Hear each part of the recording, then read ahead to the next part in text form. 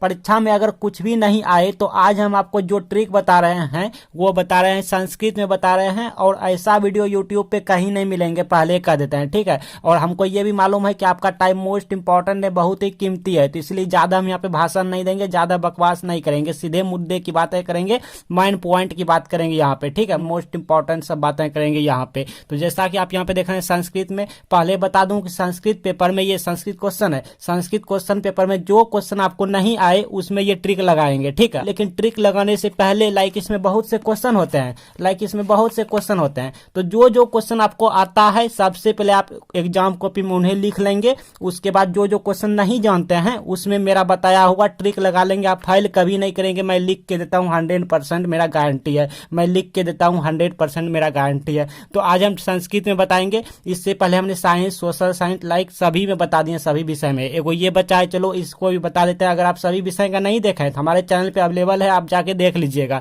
ठीक है। तो इसमें देखिए संस्कृत में यहाँ पे ऑब्जेक्टिव है, बहुत से बच्चे को ऑब्जेक्टिव नहीं मालूम है, जैसे मान लो इस क्वेश्चन सबका ऑब्जेक्टिव करेक्ट आंसर क्या होगा नहीं मालूम है, तो ये भी बताऊंगा इसी वीडियो में, पहले सब्जेक्टिव बता देता हूँ, ठीक है। देखिए यहाँ पे देखिए समझने की कोशिश कीजिए, क्योंकि बहुत से बच्चे ऐसे हैं जिनका की संस्कृत मतलब उतना मजबूत नहीं है, ठीक है ना, संस्कृत पे उतना ध्यान नहीं देते हैं, बहुत से बच्चे ऐसे हैं। तो सबसे पहले तो गद्यांश होता है, ये तो कोई भी बना लेगा, हाँ ये कोई भी बना लेगा, खोज के। आप कहेंगे सर ये तो बहुत ईजी है, इसमें बना लेंगे, बाकी का क्वेश्चन क्या करें, सब कुछ आपको बता रहे हैं बारीकी से, यहाँ पे आपको हम समझा रहे हैं, सब कुछ सिखा रहे हैं कि अगर एग्जाम में संस्कृत में कुछ भी ना आए तो कौन सा ट्रिक लगाना है। तो पहले तो जो आए, इतने क्वेश्चन में से कोई तो एक दो क्वेश्चन ऐसा होगा जो कि आपको आता हो, तो सबसे पहले आप उनको एग्जाम कॉपी में लिख देंगे, फिर हाँ मेरा ट्रिक लगाएंगे। देखिए जैसे यहाँ देखिए गद्यांश है, ठीक है, इसको गद्यांश यहाँ आप देख पा रहे हैं, अच्छे से देखिए, यहाँ पे अच्छे से देखिए भाई, गद्यांश है। तो यहाँ पहले इसको पढ़ना नहीं है, बहुत से बच्चे क्या करते हैं पढ़ने लगते हैं, पढ़ना नहीं है, इसमें टाइम बर्बाद, और वैसे भी बहुत से बच्चे को पढ़ने नहीं आता,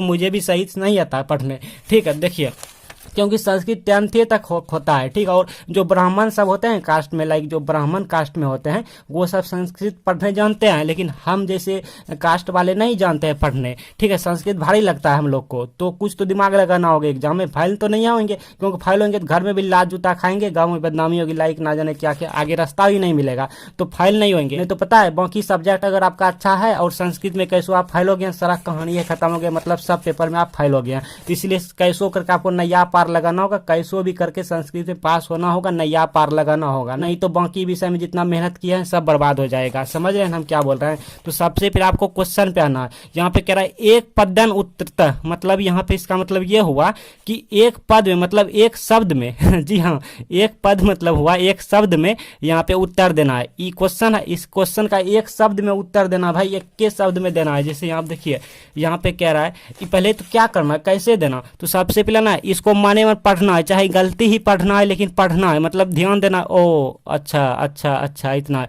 अब इनको ना इसमें मिलाना है, तो मिलाइए कहाँ है, देखिए क्या है, टोपी का विक्रेता, मतलब विक्रेता, इस तरह कुछ है, ठीक है। तो यहाँ पे देखिए खोजिए, देखिए यहाँ पे मिल गया, यहाँ पे पहले ही मिल गया, तो ये मिल गया, अब बाकी मिले या ना मिले, ठीक है, इतना मिल गया। देखिए ये भी मिल गया, ये भी पार्ट मिल गया, यहाँ पे वर्ड शब्द ये मिल गया यहाँ पे।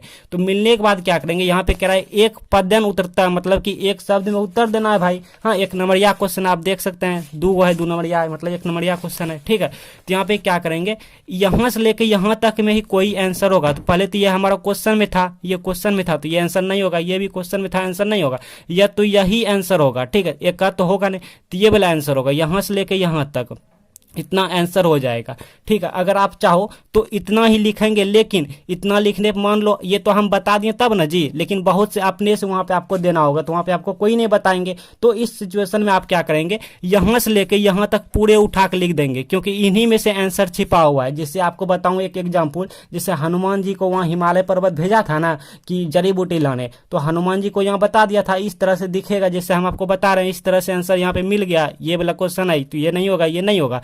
तो उसी तरह से हनुमान जी को वहां पे समझ नहीं आया, तो वो क्या किया, पूरा पर्वत ही उठा के ले आया, हाँ। तो उसी तरह आपको यहाँ पे अगर कुछ समझ नहीं आ रहा है कि कौन सा आंसर होगा, तो यहां से लेके यहां तक पूरा पर्वत उठा के लिख देना है। समझ रहे हैं हम क्या बोल रहे हैं, मतलब पूरे यहां से यहाँ उठा के लिख देना, इन्हीं में से आपका जड़ी बूटी छिपा हुआ है, ठीक है ना, आंसर छिपा हुआ है।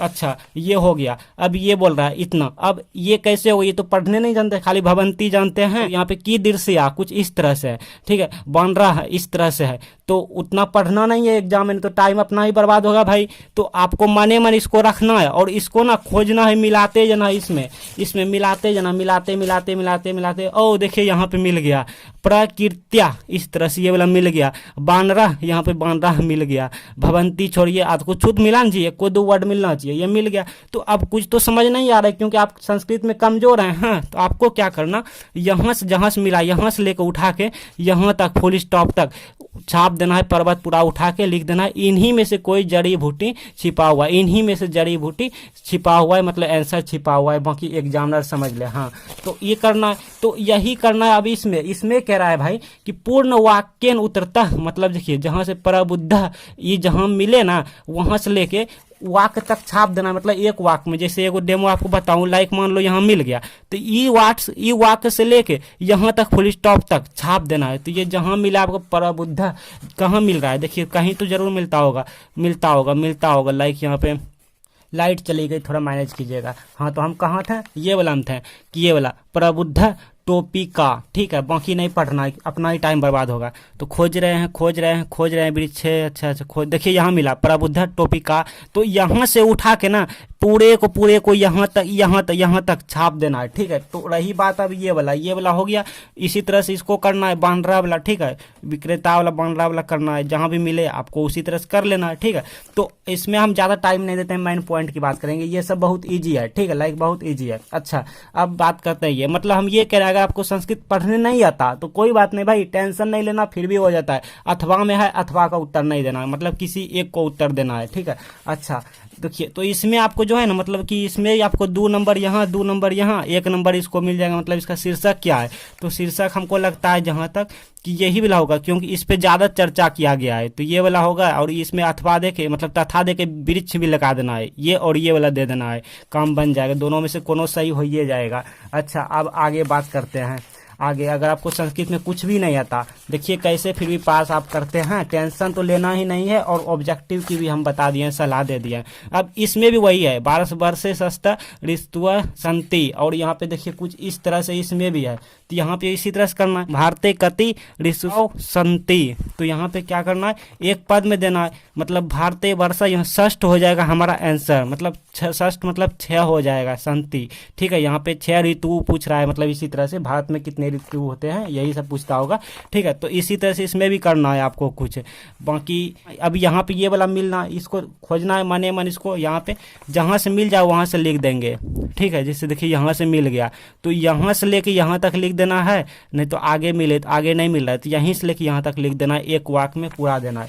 तो इसी तरह से करना है इसमें भी, ठीक है। तो ये सब आप कर लेंगे, ये सब तो क्योंकि खोजने वाला है, तो वो करिए लेंगे, जहाँ से मिल जाएगा आप खोज लेंगे। अब बात करते हैं आगे, इसमें क्या करना है, जैसे किसी 2 का पत्र लिखना है, क्या कह रहा है, उत्तर देना है। उत्तर में क्या है, उत्तर में पत्र लिखना है संस्कृत में। अब आप क्या करेंगे, संस्कृत में आप नहीं जानते हैं, बहुत टेंशन नहीं लेना। और ये आपको हम एक डेमो सिखा रहे हैं, देखिए आपको थोड़ा सा पहले हम बता दूं संस्कृत में क्या होता है भाई। संस्कृत में आपको हम पहले लिखने का तरीका बता दूं, लाइक यहाँ देखिए मोस्ट इंपॉर्टेंट है, वीडियो छोड़ के भागिएगा नहीं तो बहुत पछताइएगा।